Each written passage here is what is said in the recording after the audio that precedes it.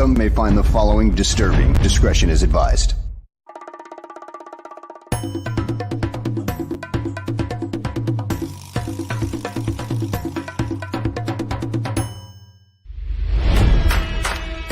Never before in the history of sports podcasts have two men brought you opinion and analysis like these two. They speak for a city that's desperate for wins and titles, not whining and travesty. You might not agree with what they have to say, but you'll defend their right to say it. Sports fans across the world, from Chicago, Illinois, this is the Mac and Reed Show.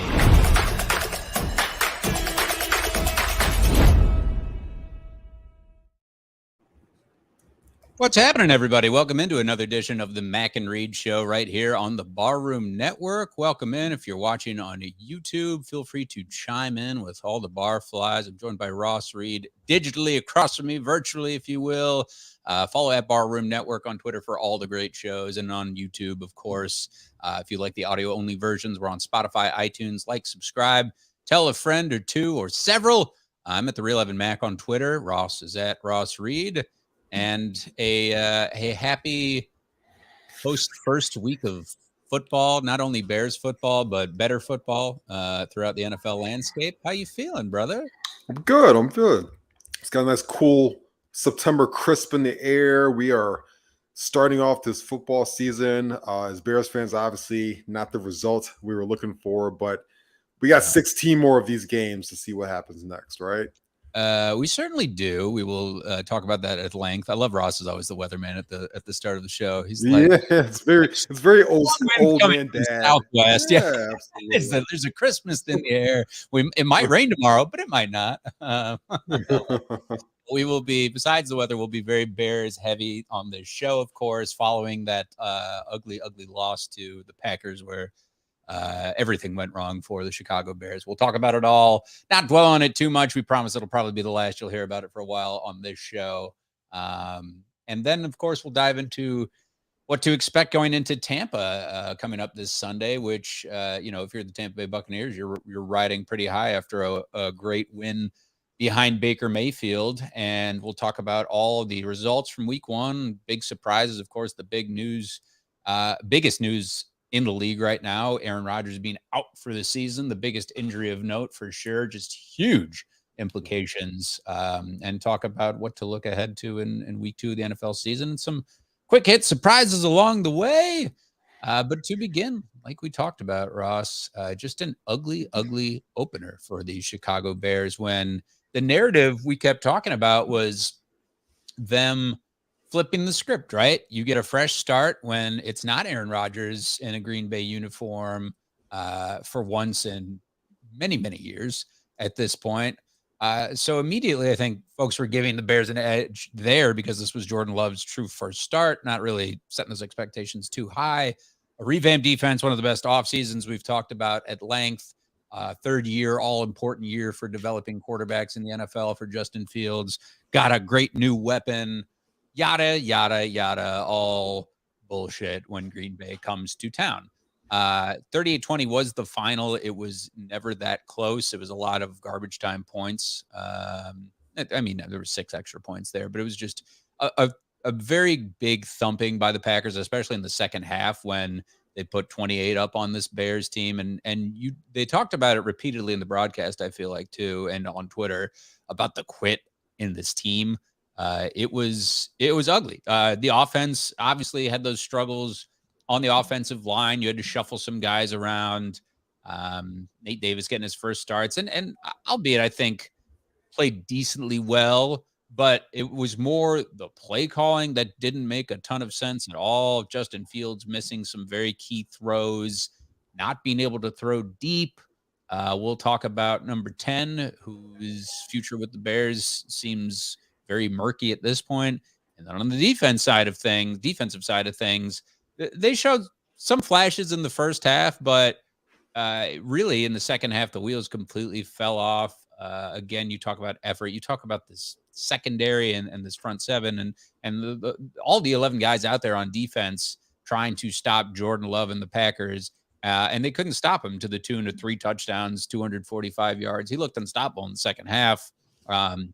Turnovers on top of that, just not good. Just ugly day. Justin Fields leading the way in carries, which you didn't expect. There wasn't a lot of DJ Moore, which you wanted. So, Ross, we'll talk about this at length, but as far as the offense is concerned, talking about that play calling, disappointing performance from the offense in the red zone just throughout the game, how much blame do you put on Luke Getsy in that poor showing from the offense? And also after that L to the Packers and Matt Eberflus's comments on some decisions, I feel like you may be done with him too, but we'll start with Getsy and Fields and just your impressions with the offense. Yeah, I mean, what I see out there from Luke Getsy in this offense is I see that they're not playing to Justin Fields' strengths. And listen, Justin Fields is far from a perfect quarterback right now, from a perfect passer. But, one couple of things that stand out to me, just even watching the first half of that football game, right? Number one, the Bears were in that game for the first half. They go into halftime. It's a 10-6 ball game. They're right there.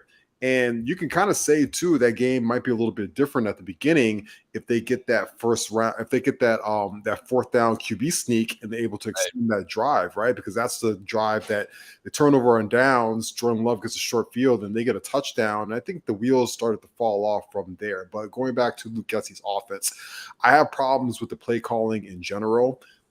Specifically, he's the most prolific rushing quarterback we've seen since Michael Vick. 0 design runs in the first half. I don't know how that happens. I don't know why you're afraid to run him. And that speaks to the whole offense as a whole. They play very safe with Justin Fields. They kind of handcuff him a little bit, and they don't allow him to throw the football downfield. They don't allow him to throw any kind of 50-50 balls or anything like that. And listen, I'm not absolving Justin at all. I think he has blame here.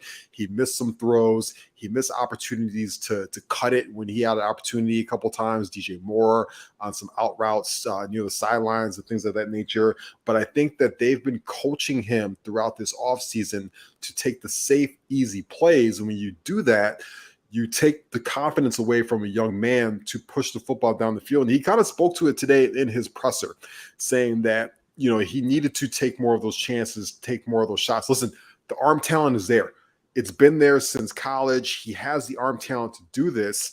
Right now, he has a true lack of confidence in himself to be able to make those throws. And I think also the coaches are coaching him to play safe. And I think when you do that, you see an offense that you saw on Sunday, which was a very pedestrian offense. I also think the offensive line played like shit. You said kind of nice things about Nate Davis. I thought he was absolutely awful on Sunday. And he had a below average, rating on PFF. And no, PFF is not perfect. Don't break PFF up. Come on. Also, every other advanced analytic that was brought up had him as a below average game. He was getting torched all game long by that interior Packers defensive line. In fact, the whole interior offensive line for the Bears looked bad, from Cody Whitehair to Lucas Patrick to Nate Davis. So much so that I think they need to drastically change up some things this Sunday and start getting some different looks out there. I don't think that Lucas Patrick and Cody Whitehair can play next to each other. I think you're going to have to mix in either Carter or Feeney and start to rotate that a little bit, because they got their asses whipped on Sunday from the interior part of things. Going back to the offense, though, I would like to see Justin in some more design runs. I still like the quick hits. I still like 3-second. I talked about this over the offseason. I still like 3-step drop, get the football out of his hands quickly. You have the athletes do it. And then you have to encourage him to take more chances down the field. Justin, by nature, throughout his college career, and even when he started, I think people forget under Matt Nagy. I want to bring Matt Nagy back up to this. Matt Nagy encouraged him to be more of a big game hunter to start the career. And he had more. He was actually one of the best quarterbacks in the league at big plays down the field. So I do think that Luke Getsy right now is not putting the confidence in Justin to push the football downfield. And Justin is making his own mistakes on his side too. And when you couple all that together, you've got one giant shit show right now. Poor offensive line. Quarterback that doesn't see the field that well, is not trusting things right now. And obviously a coaching staff that's not trusting him. And I think, we'll talk about my issues with Matt Eberflus. I have some serious issues with him right now as a offensive coordinator. But I started looking around the league, and yes, Josh Allen lost a football game on Monday night, but that dude takes chances. And goddamn it, I'll take those chances any day because he gets his team in the playoffs. Those chances sometimes they work more often than they don't, right? I look at what Mike McDaniel's doing with Tua, and he allows him to take chances and push the football down the field. And why don't we have those same opportunities here in Chicago? So, Luke Getsy, to me, I think we get a much different game plan this Sunday against Tampa Bay. You're going to need to, because Tampa Bay also blitzes more than anybody in the league. Todd Bowles has been notorious for blitzing quarterbacks. He blitzed the second most this weekend, going after Kirk Cousins. The first most, ironically, was what the Tampa Bay did. Was what Minnesota did to Baker Mayfield. So you're going to see a lot of blitzes coming from Tampa Bay this weekend. All the more reason you're going to get man coverage. The Packers played in zone the entire game this weekend. And they basically just said, let Justin sit back and see if he can beat us or find little pockets. This is the weekend to kind of cut it loose quick, take some more shots down the field, and try and torch that blitz. I know I said a lot there. No, you did say a lot, and I echo a lot of what you said. I can't really defend the interior of this offensive line because of the age and because of the way they played against the Packers.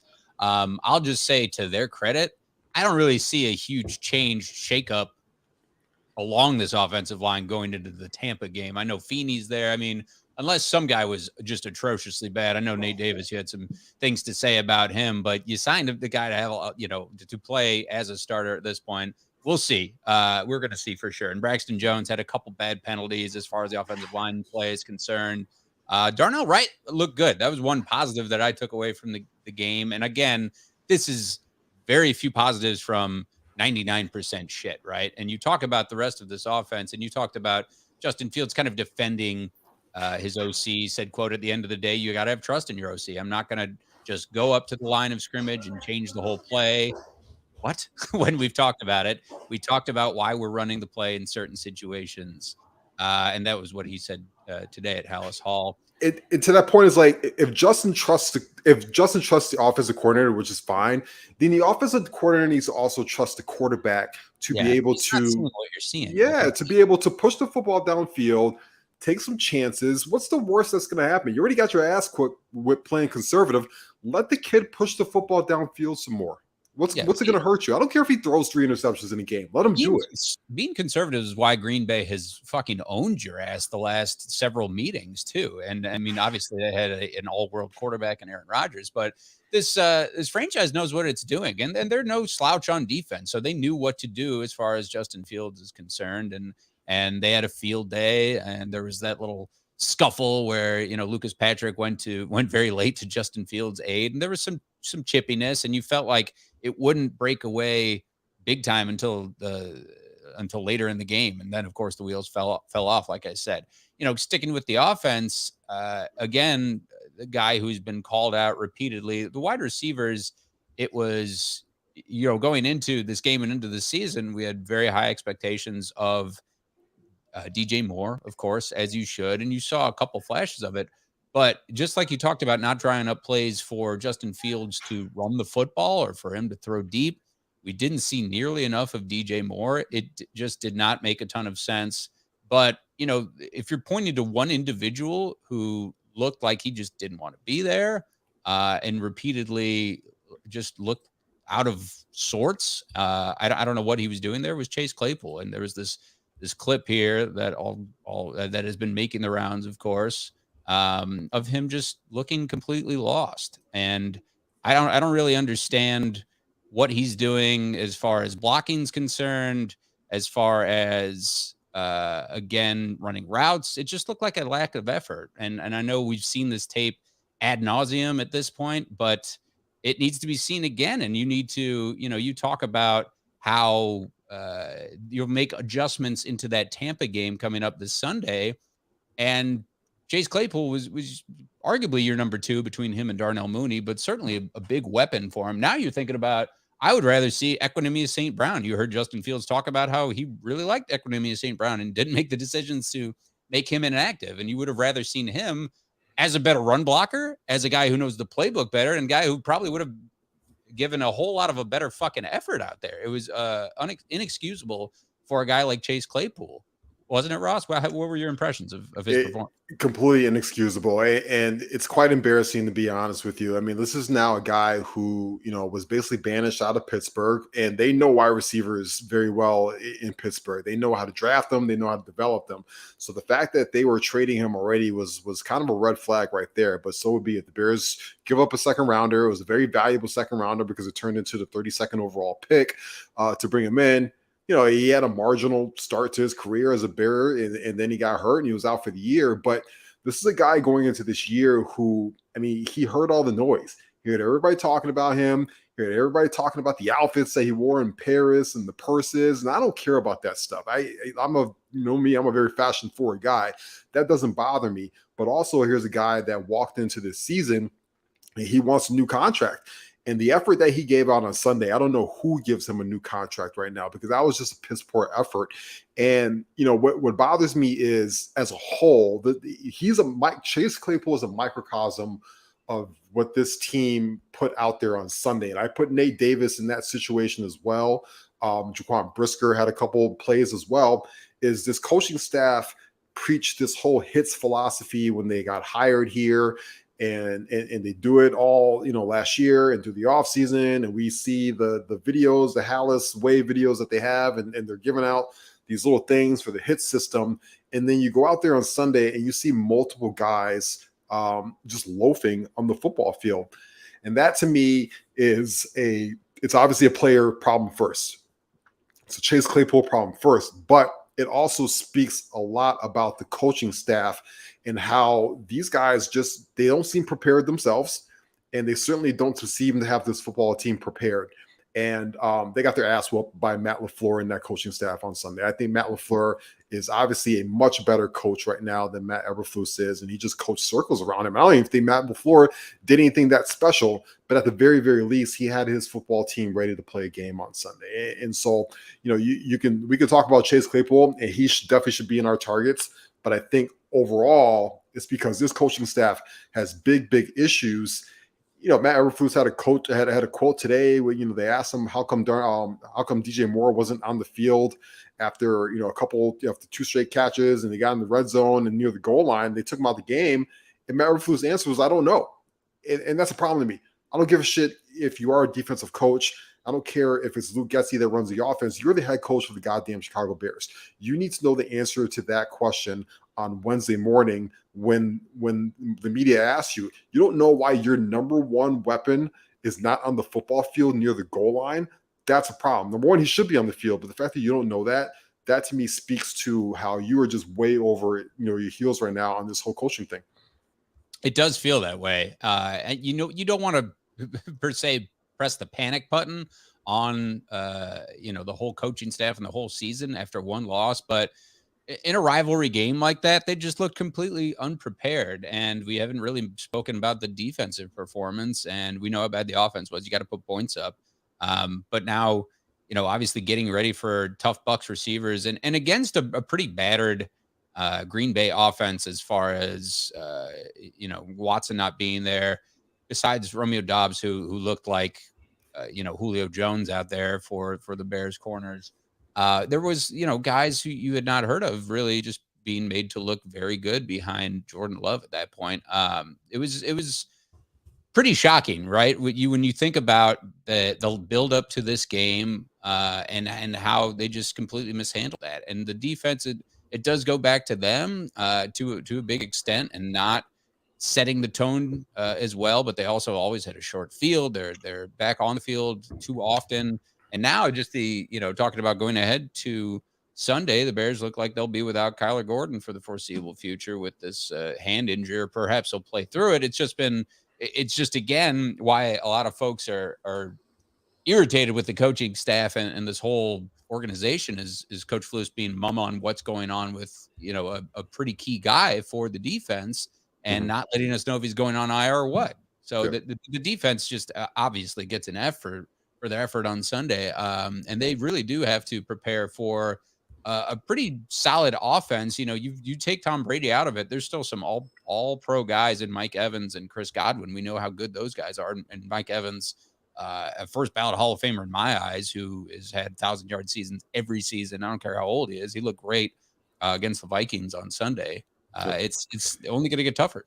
For all the offensive struggles, this was a 10-6 game at halftime. It very well could have been a different story. Like I said, had they have gotten that first down on the first drive and extended that, stuff like that. I think that penalties obviously cost them on one of those drives in the first half. The DJ Moore 15-yard penalty. Granted, he was taking defense for Justin Fields, but those are things that you can't happen, right? But even still, it's a 10-6 game at halftime. You're in this ball game. I don't think Jordan Love looked good at all either in the first half. That's another thing is I'll talk about that in a minute. Quarterbacks as a whole look like shit on Sunday. Just a lot of piss poor quarterback play on Sunday. But all quarterbacks. Yeah, but then the defense comes out to start the second half, and what do? They gave up an 8-play, 75-yard drive that lasted 4 minutes and 41 seconds, and it made it 17-6. It's like, where, this defense also has to pick it up too, right? This is a 3-phase football game. And I think that, listen, if you get a 3-and-out there and all of a sudden the offense gets the ball back, things start looking a little different. So I'm not going to put this all on Justin Fields or the offense. I am going to put a lot of it on the coaches right now. Now, everybody take a step back. I'm looking at the comments right now. I'm reading everything. It is also week 1. And I know everybody's down right now. Everybody's upset. Everybody's in panic mode. We lost another game to the Packers that is now 9 straight, I believe, to the Green Bay Packers. So everybody should be upset. But you can kind of right the ship a little bit. If you start winning week 2 against I still think Tampa Bay, even though they beat the Vikings on Sunday, I don't think they're a very good football team. And I don't think Todd Bowles is also a very good head coach, even though he does have a lot of experience in this league. And like I said, we saw a lot of bad quarterback play on this Sunday. Deshaun Watson, Joe Burrow. Who else played poorly this Sunday? Ryan Tannehill looked like dog shit. Kenny Pickett looked like trash. All the pro guys. Yeah. Justin Herbert put up 34 points, but he missed some big throws to win that football game. Look at Joe Burrow. Yeah, Joe Burrow, I said. Yep, Geno Smith didn't look good. Josh Allen threw like 3 picks on Monday night and lost to the goddamn Zach Wilson Jets, right? All the top guys were outplayed by Zach Wilson. Go ahead. Yeah, absolutely. Even Lamar Jackson had some struggles and stuff like that. Jalen Hurts struggled against the Patriots with Shane Steichen gone. So we need to take a big step back, take a big deep breath. I know everybody's going to have their sphincter really tight this Sunday because they're in panic mode, but let's see what happens. And now this is nut up or shut up time for this coaching staff, for this quarterback, because he's under the hot seat too, and for this entire football team. And I think this Sunday you're going to tell a lot about how this season is going to go, because it could still be 7 to 9 wins, right? Teams lose week 1 all the time and still win 7 to 9 football games. That's not a big deal. But if you look like dog shit against the Tampa Bay Bucs and it looks bad, then this coaching staff, even Ryan Poles, the quarterback, everybody's on hot seat alert, because this could start to get into Caleb Williams territory by the end of the season. Ooh. Oh man, you threw that in at the end. Well done, Ross. Well, that goes, I mean, it goes back to the main conversation about the offense. And I saw a lot of slander for Justin Fields, unfortunately. And I get it that he is not being utilized as a quarterback and as a leader of this football team, as the talented player he is, to put points up and to go and throw deep and to do what he needs to do to get his team wins. And the offensive line, you can blame the offensive coordinators. You can certainly blame that offensive line, especially when he is on pace to just, people are throwing out Andrew Luck comparisons, like retire before you're 30, because you're getting hit repeatedly on the inside, whether it's play design or whether he's choosing to take those sacks, whether he's lost confidence. Something's got to click for this guy to make it change, right? Otherwise you're feeling it's a wasted career. You don't want to make comparisons to all these busts out there, but it kind of it feels very eerily reminiscent of last year, right, Ross? Where we see an early on struggles, and again, you got a different roster, but the same story, right? So I don't know what, if you're Justin Fields and this coaching staff, obviously if we're calling the games, we're saying go ahead and sling it and have that confidence to put it up to your pro receivers like Darnell Mooney and certainly DJ Moore, and put faith in those guys and throw it more than 10 yards downfield. And then, you can't get away from the run, again, back to the few positive aspects that we saw, like Roshan Johnson, who certainly should get more share of the backfield, I think. And that will obviously pace the game. And then, just it is one game. Put it in the rearview mirror. But if you're Justin Fields and this whole not bust narrative, but it almost is that way. Just I don't know how you prepare a little better going into week 2 here. Here's my biggest thing is this football team has played passive underneath this coaching staff. And that to me is, it's Stacey King. We all love Stacey King. And he'll tell you, if you're scared, go buy a dog.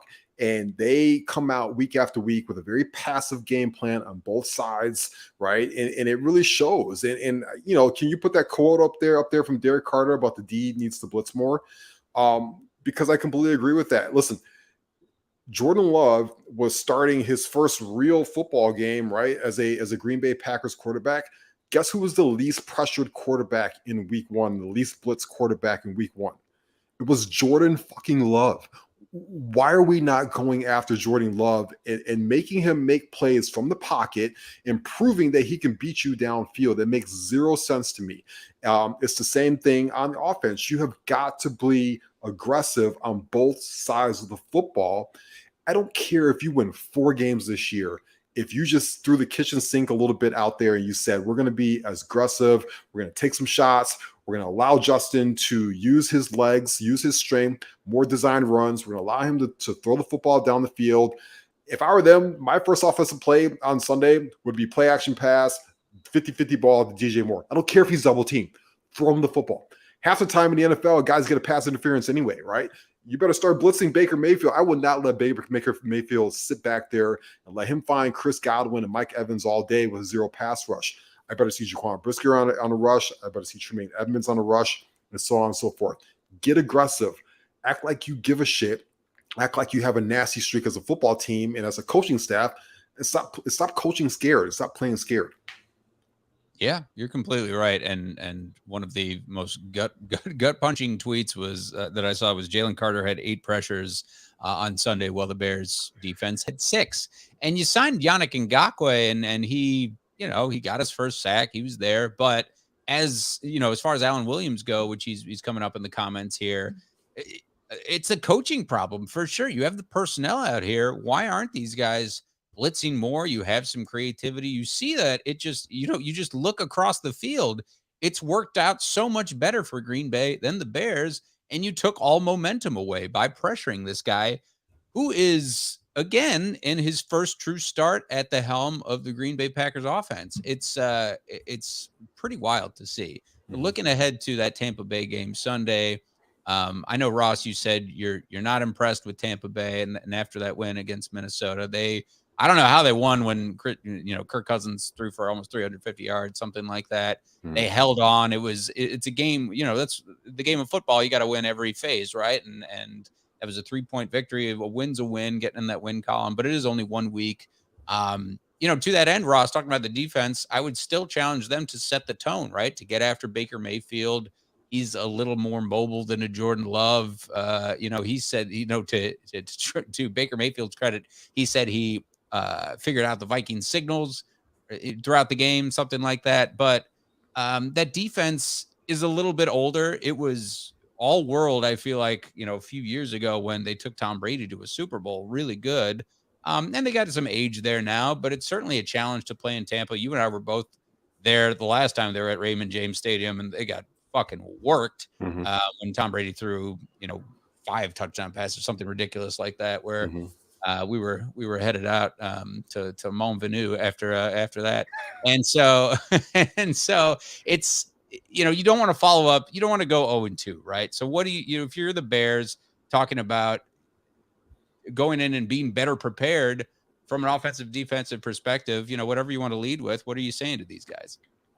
I'm saying, listen, you watch the tape, you point out the flaws, and then you burn it. And then you go back to the drawing board and you say, what we did last week and what we prepped for last week obviously didn't work, and we need to come out there with a different game plan.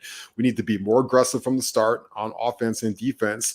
We need to be able to establish the run, even if that means that we have our quarterback run the football. Again, he had 1,000 yards last year as a rusher. He should be having, to me, 5 to 7 designed runs every single football game on top of the scrambles that he has. It's okay to do that. They did it with Lamar Jackson. He won an MVP doing that. Josh Allen has those same kind of plays week after week. It's stop trying to make him into Brock Purdy. He's not Brock Purdy. And shout out to Brock Purdy. He's doing a great job in San Francisco, but Justin is just a different kind of quarterback. He's kind of a one read and go kind of guy. So you know what? Find him the best fucking one read on the football field. That's what Luke Getsey's job is. And give him some more design runs. And then on defense, you go after Baker Mayfield. Baker Mayfield had 173 yards on Sunday on 34 attempts. He didn't exactly set the world on fire. That's a 5.1 average on there, right? And he got sacked one time. Their running game, it ain't very good. Rashad White was their leading rusher on Sunday. He had 17 carries for 39 yards. Sean Tucker was the backup, 5 carries for 15 yards. They do not run the football very well in Tampa Bay, and they're not going to run the football very well on Tampa Bay. I'm going to come after Baker Mayfield. I'm going to throw the kitchen sink at him. If he beats you down the field, God bless him. But what's Baker Mayfield on? Is this his 3rd football team now? Right? 4th. This is his 4th football team, right?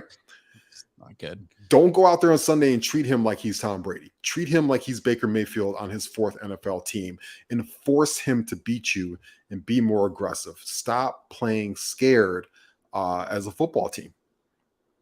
You're scared by a dog. Stacey King said it best. Sure. You said it again, Ross. They got to be better prepared. We will see what happens this Sunday. It all goes down at a noon kickoff.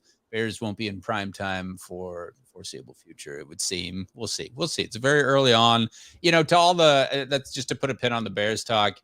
Circling back to Justin Fields, it's one game. It's a big game.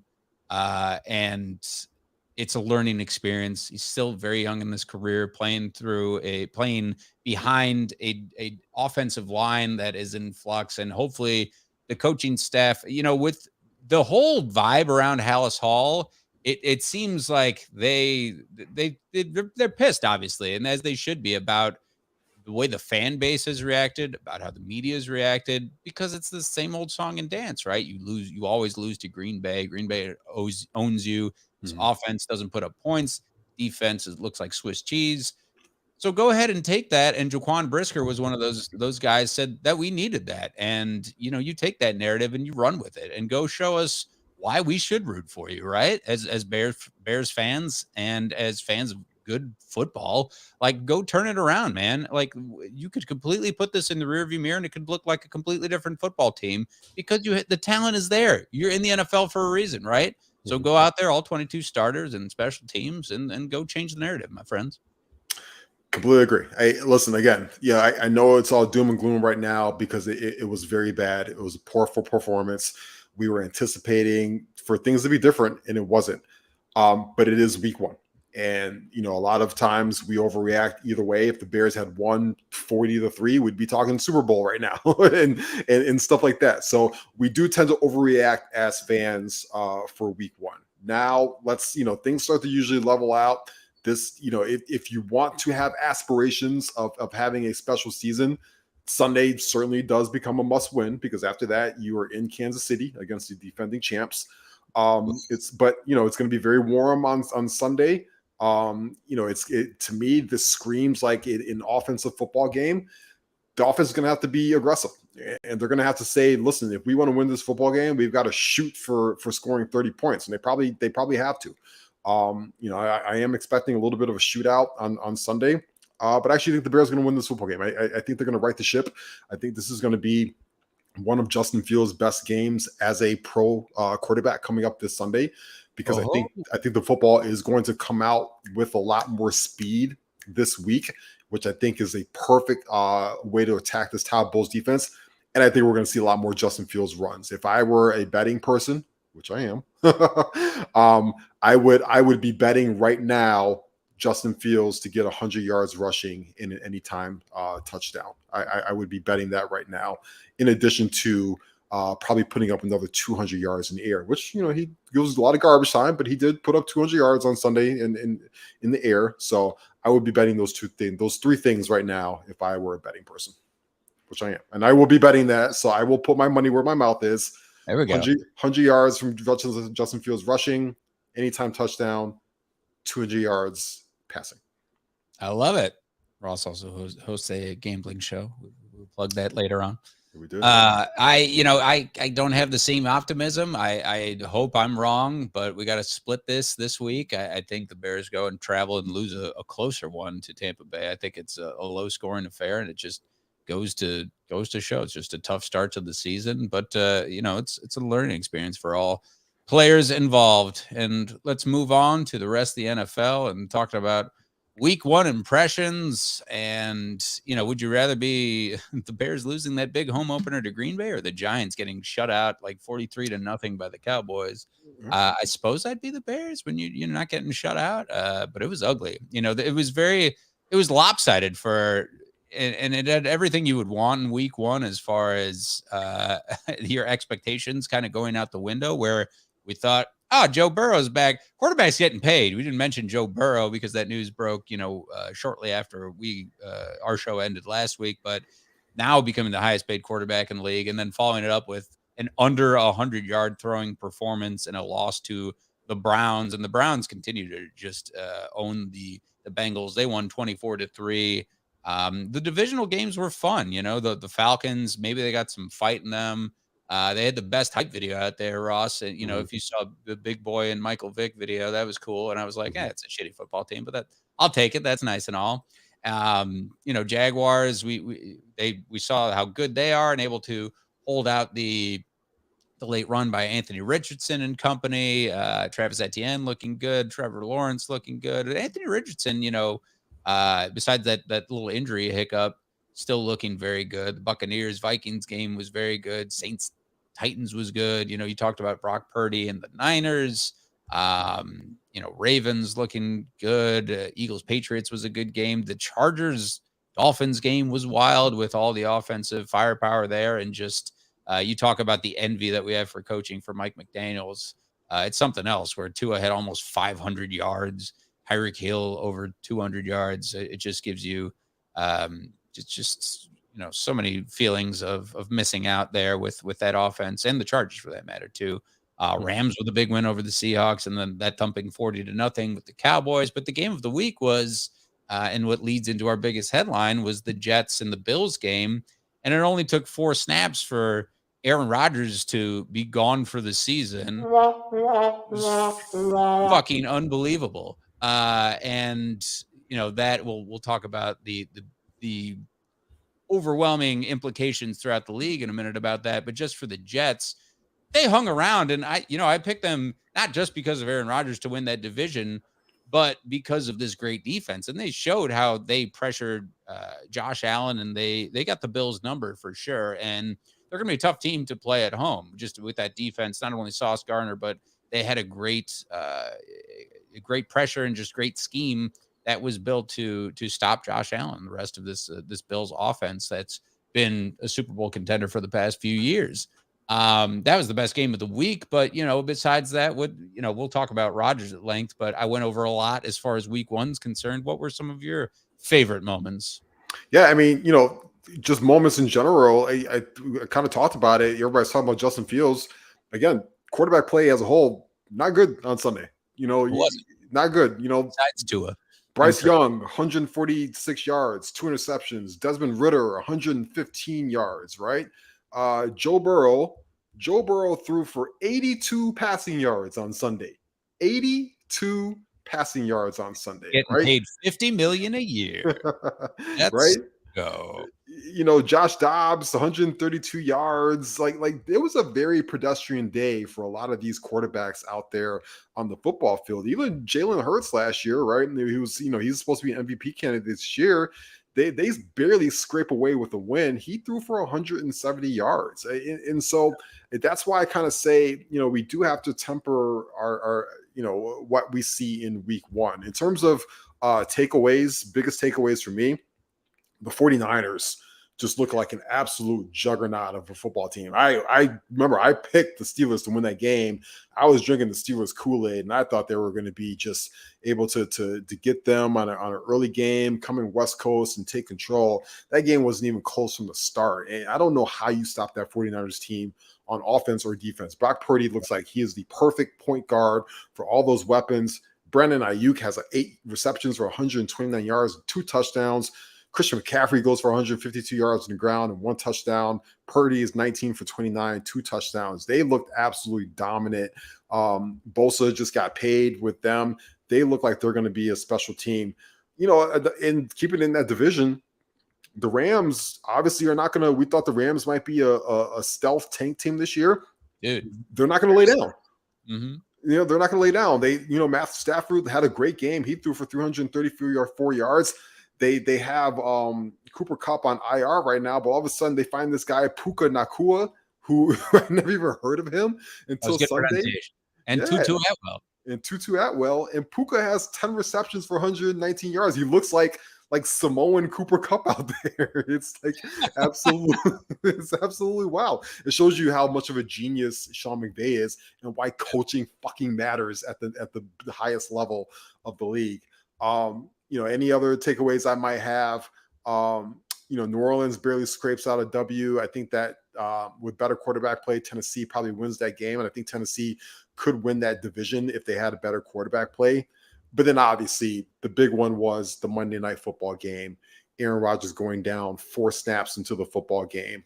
And to me, it's long term, obviously this is about the Jets and what do they do now because they're kind of in hell with this situation. Short term, though, that's the kind of football game where you have to tell Josh Allen, we need you to be like 70% less Jay Cutler. Like we have the better football team, and that's Zach Wilson over there.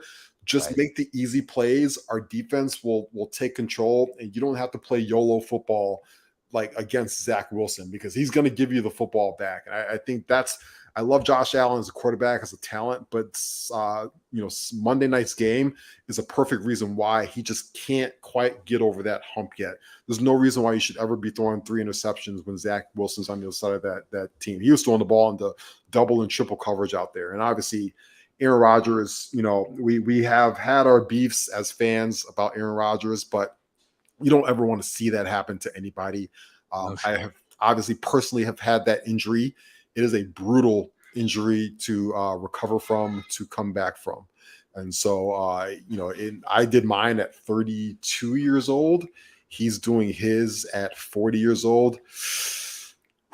It's, best of luck to him because he's got a long road ahead of him. And I wouldn't be surprised if he decides he doesn't want to do this anymore. I've had a friend who's torn both, and I have you who's torn yours. And again, way before Aaron Rodgers has had to do his rehab. And, without saying, it goes without saying, I should say, that he's out for the season and the implications are huge. And I know that, Adam Schefter, guys like that are saying there's never been a bigger injury impact in the NFL ever. Like, all right, well, let's slow down. But it is huge. And it's huge. You're talking about the implications.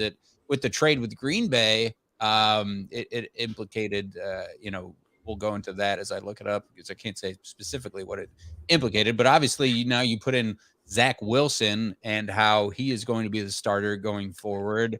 Yep. And then there was all this hubbub about, I have it right here. Oh, there you go. Go ahead, Ross.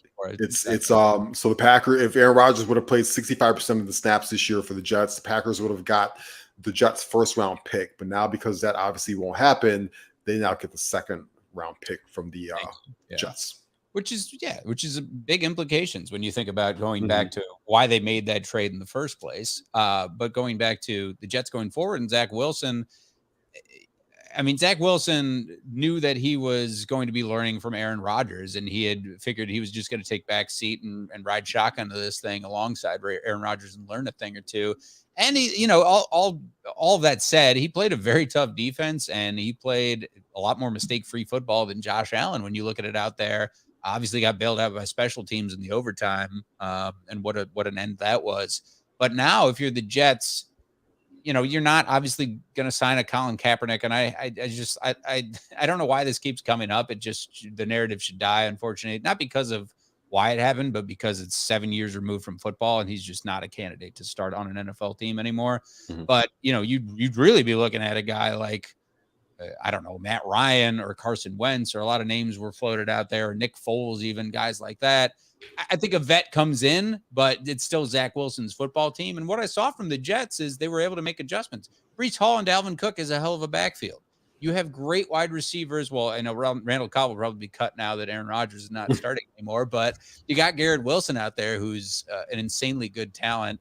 And then that defense is great. I know it came up in the comments just how good that defense is. And you saw it playing against the Bills. If they can beat the Bills, they can beat anybody on that offense, because that's a very good offense. As far as I'm concerned, the Aaron Rodgers injury was tough. And before we circle back to that, as far as impressions, we didn't even talk about the Chiefs and how they looked a little out of sorts. I know they didn't have Travis Kelce, but in a banner-raising game, they lost to kind of a better balanced Lions football team. And Jared Goff looked pretty good. They looked good, revamped, offensively, defensively, played pretty well in a very tough place to play in Arrowhead. But as far as offenses around the league, the quarterback play, it was pretty abysmal for those guys who all got paid in the offseason, with Herbert, with Jalen Hurts, with Joe Burrow, who just got paid. It was like, well, week one doesn't matter. We're still, making $50 million. I'm getting paid basically $1 million to play this game. It was unbelievable. But you saw the potential, circling back to 49ers, and they are every bit the favorite for the NFC to win that conference, I would think, right now, because of the balance they showed going into Pittsburgh and just thumping them. They got the best back in the game in Christian McCaffrey when he's healthy. Such a good offense as far as play calling is concerned, as far as personnel and the defense to boot. They got Nick Bosa now. And then, in the NFC, keeping it there, the Cowboys really showed you something when they looked like that team last year with flashes, when they just put up 40 points on the Giants on the road. That's pretty good. And the Giants, I don't know what they do from here. But obviously they stink. I mean, again, the silver lining, going back to how I led the segment off, like, I'd rather be a Bears fan than a Giants fan. I think it just goes back to that. Very tough. They gave Daniel Jones an extension too, right? Gave him big money. Yeah. So I mean, listen, a lot of teams right now are having some week one gut checks. So listen, there are podcasts all over the country right now, and fan bases and group chats and all stuff like that are freaking out today just as much as Bears fans are. How would you like to be a Steelers or a Bengals fan today after what you saw on Sunday? So I get it. It happens. Week one is made for all the overreactions, like we say, right? Let's see what happens week two. It's going to be another fun, exciting slate. Thank God for our sanity. I don't like the 325 games. I'm very happy that the Bears are back onto a noon schedule for us this Sunday coming up. But there's some fun football games this week. All of a sudden you've got Cincinnati, Baltimore. Cincinnati has to play two tough divisional games now. Cincinnati might go 0-2, and they start freaking out a little bit, right? With that situation. Kansas City going to Jacksonville is going to be fun. You talked about them losing that game, but they didn't have two of their four best football players. Now they get Kelce back, and Chris Jones would be back on the field as well against the upstart Trevor Lawrence team. And I start looking at even Miami versus New England. Miami has kind of had New England's number of late. Can the Patriots stop that high-powered offense? And if they can't, they're going to be 0-2 as well. And, things start talking about, is Belichick done? Is Mac Jones not the guy for us? Things of that nature. And then somehow we got two Monday Night Football games this week, basically overlapping each other. One starts an hour ahead of each other, but we get two. Why didn't we open with the doubleheader? Don't we always do that? We do. We usually do. Yeah, this week we get two Monday night games, but I'm excited. I'm still excited to watch the Bears this week. I think that I predicted them to win, obviously, but I still think at the very least they're going to right the ship a little bit, and things are going to look a lot more different on offense. I'm actually more concerned personally with the defense and their lack of a pass rush. And now that Kyler Gordon is probably going to be out for at least a month with that hand injury, how they're going to be able to slow things down. But they're going to have to get creative and not be so vanilla on defense, because they just don't have the horses to do that. If they had a strong front four, that would be a much different story, but they don't. So they're going to have to get creative. And also, I can't believe we got awesome Thursday night football game. Vikings versus Eagles tomorrow night. I'm all in on that. And this Eagles team is banged up right now on defense on a short week. Again, if you're a betting person, I am. Lay a little bit on the Vikings tomorrow. Put a little cash on the Vikings tomorrow. I think the Eagles here are primed for an upset start, for upset spot here. Because they're missing a lot of guys in their secondary. You might get a little primetime Kirk Cousins action. You're definitely going to get a big Justin Jefferson game tomorrow. I'm going to call that right now. Oh, look, Ross is just trying to line your pockets a little more. Just love. I like, Thursday night, it all starts tomorrow, and that'll be fun. But it's all about those afternoon Sunday games. When you talk about 49ers and how good they are. And the Rams, it's a big divisional game. The Rams looked good despite, the Cooper Kupp loss, and despite them being a couple of years removed from that Super Bowl win. They're showing that coaching is paramount. And then the Jets following that big win, going into Jerry World and playing the Cowboys. That'll be a lot of fun too. It's a slightly better, and we didn't even mention the quarterback play. Like Mac Jones had 300 yards, 3 touchdowns. So maybe Bill Belichick knows what he's doing, and just, again, playing into the whole coaching side of things, it could be a good one in Foxborough with the Dolphins and Patriots, as far as that's concerned. That would be fun. That would be fun. I think just right now, I don't know anybody in the National Football League that's going to be able to stop that Miami Dolphins offense. How are you stopping Tyreek Hill? Because he does 3 cuts and he's wide open every single time. There's 3 guys in the league that are just wide open to me, like almost on every route. It's Tyreek Hill, it's Justin Jefferson, and it's like Jamar Chase.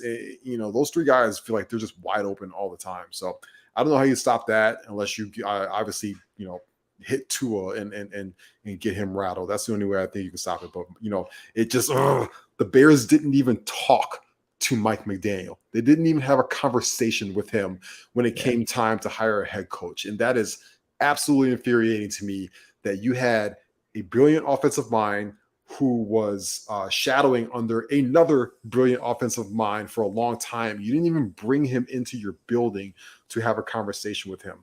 That to me is blasphemy. It is blasphemy. Folks, we have a lot of great programming on the Barroom Network, and obviously you tune into Mac and Reed for myself and Ross, and now the part of this Power Wednesday lineup, we got our good friend John Buffone coming on right after us at 7:30 Central Time, and we have the pleasure of him joining in a little crosstalk as we finish out the show here. What's up, John? How you feeling? Fellas, how we doing? I love Wednesdays because it gives me a chance to have my therapy session to talk about the Bears, because otherwise I'm a friggin' mess. So it's a pleasure to be on with you guys before I go and spout my top on my own show after this. Yeah, bro. It keeps my drinking habit in fine form, as you know. John, thanks for joining us. Follow John on Twitter at JD Buffone, again, every Wednesday night at 7:30 Central Time, 55 Buffone. And Ross, just one thing before we can circle back with the Bears and previewing John's show that we didn't talk about, and John, you can chime in with your opinions, but a big thing throughout the NFL was after this injury to Aaron Rodgers was the hatred for turf just came out full swing. And obviously it's, losing viewership because Aaron Rodgers out, and you think about the injuries, and I saw every bit of injury. I went through the rabbit hole of all these doctors talking about how, no, it's not turf's fault. It would have happened on grass regardless. Look at J.K. Dobbins, who tore his Achilles on grass, and then just the data that backed it up. I don't know if you're pro turf. And then I saw, obviously with the millions of dollars, I know that the NFL is pinching pennies for whatever reason, but you're a multi-billion-dollar industry. You could probably have the grass if you wanted. You could do what Arizona does, and where you wheel out the grass and have it in the sun. And it's only, a 100-yard field when you think of the grand scheme of things. And when you're pouring in the money, you can be with these NFL franchises, that if it correlates to no or less injuries, then you would do it. But did you have any thoughts on this turf versus grass debate? I'm completely anti-turf. It's such an archaic thing way of doing things, right? And you look at the injuries at MetLife Stadium since that building has been open, and the ligament issues that we've seen in that stadium almost double what any other average stadium would have. So obviously the turf thing is an issue. What baffles me is they had turf, and then they replaced it this year with new turf. Just put some fucking grass in there. That makes zero sense to me. I'm also old. I'll be 42 in a couple weeks. I can remember it reminds me a lot of the old Vet Stadium in Philadelphia, and they just took out multiple guys. If you're an old school Bears fan, you remember Wendell Davis having two knee tears right at the same exact time on that turf. And so to me, a lot of players have hit it on the head. Soccer goes above and beyond to take care of their athletes, because it doesn't make any sense to have Leo Messi or Cristiano Ronaldo out for the year, right? That's bad for the sport. However money it costs is a fraction of however much the money now the Jets are losing because Aaron Rodgers won't be there for the rest of the year. I totally agree with that. And it feels like these teams and franchises, the NFL in general, they're doing whatever they can to avoid having to resod grass, from what it sounds like. Because if you look at Pittsburgh, they resod that field, I think, at least once a year, because they play all of their state championship games for high school football on there. The University of Pittsburgh plays at Acrisure Stadium now, Heinz Field, as everybody else knows it. And then of course the Steelers play there, so they play a ton of games there, keep the grass, and they resod it. I remember I was in elementary school, and my elementary school band played the national anthem at Three River Stadium, where the Steelers and the Pirates used to play, and they had AstroTurf, and it was like standing on carpet. It was literally like I was on cement with a little thin layer of carpet on top of it. And I remember thinking, people get tackled on this, like this, because there's the AstroTurf burn, and then there was all of the knee problems that arose from that, and now you have the turf issue that we have in today's game, and you think, well, what is it going to take? Well, if it wasn't Odell Beckham tearing his knee up in the Super Bowl, then is it going to be Aaron Rodgers tearing his knee up at MetLife? Well, I don't know. I don't know if the owners are going to say, okay, enough is enough. This is costing us games, or is it all about the bottom line? And so I don't know if you're going to see a wholesale changes. I'm sure there is that push to just get rid of turf. Not to mention, it's a recycling hazard as well. They don't know where to put this turf once they're done with it. You can't recycle it. And so people are literally like paying farms to let them dump their turf off after it's old and done. They're just dumping the turf off of these farms because you can't dispose of it properly. So we're gonna have a turf issue as far as disposal at some point. But that's on the whole different story. But I mean, why playing on grass just seems like the most natural way to do it. But I'm not sure what it would take to have wholesale changes. Yeah, it's going to have to probably come up in the next, NFLPA, in the next collective bargaining situation, and they're going to have to make it a point. I do think that eventually they'll get there, because I think enough players have started to vocalize this, and they've had enough. I mean, we know where this is trending as a sport. The NFL is going to go to 18 games. They're not going to keep it at 17 games because that's a weird, awkward number. It's going to go to 18 games, and then you start saying, okay, if you want us to play 18 games, we're going to need grass. We're going to need 2 bye weeks. You're going to have to start investing in our safety if you want us to play this many games. Yeah, you talked about it, Ross, going back to, the Players Associate, head of the NFLPA came out and said, again, in so many words, it was sort of David Bakhtiari who started this whole ban turf movement, if you will. And then NFLPA backed him up right away, and players are talking about it, that it just seems like, again, there's just so much money behind these stadiums that it makes too much sense to go ahead and put in grass at these fields if it's going to hurt the top quality players that go out every Sunday and every Thursday and every Monday and every day that we will have these NFL games going forward. John, you're on at 7:30, but if you have a little preview of what's going on, I know you'll rant about the Bears Packers loss at length, and I should say, get a little therapy from fans and friends on the note of that big loss, but look ahead to week 2. What else you got going on coming up at 7:30? Yeah, we're going to talk about the offense, the defense, and the lack of production from both sides. The special teams looks flimsy, and just the overall feeling at Hallis Hall and what fans should be expecting, because I'm done being hopeful. I heard Ross saying that he thinks that Justin Fields is going to play his best game against the Bucs, and I hope he's right. I absolutely hope he's right. But I'm done putting in my emotional investment and thinking that something's going to change, because they had 9 months to change something. And that's the best game plan they could come up with against the Packers. And we had, the line, half of them are run blocking, some of them are pass blocking. I watched that whole quarterback school video on the Bears, and I tore some of my soul out of my body watching some of that. It was and you just look at the schedule, and this team, if they don't win this week, have the real potential of going 0-3 because they have Kansas City after Tampa Bay. And if you go 0-3 in a year that you're supposed to show real tangible progress, that ain't good, because remember last year the Bears started 2-1, and that's the team that actually got the number 1 overall pick. So you can't show progress if you're actually on a worse trajectory than last year. So I'm tired of just putting my emotions on the line for this team, to be honest with you.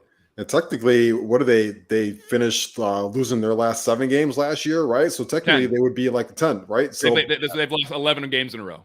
Right. So ugly. All of a sudden, you start looking at this regime. Yeah. Hey, well, let's hope so. Guys, they haven't won a game since last October. We're coming up on a year.